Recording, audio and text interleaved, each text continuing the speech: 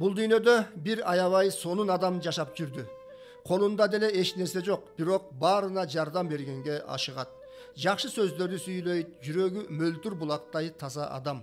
Bir günü anın gözü ötüp кетти.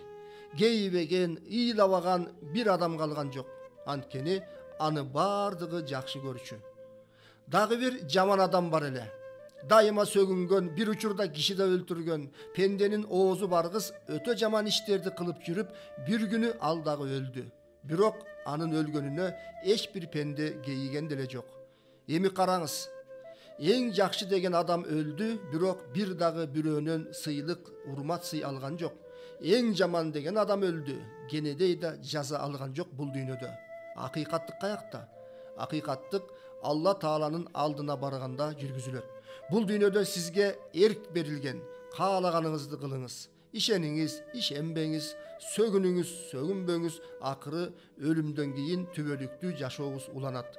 Бул сыноо дүйнөдөн эмнени эксеңиз, түшүмүн өлгөндөн кийин сөзсүз аласыз. Бул дүйнөдөн напсиңиз каалаган нерселерди каалашыңызча ала бериңиз, бирок алдыда сиз акысын төлөй турган жер күтүп турганын эч качан унутпаңыз.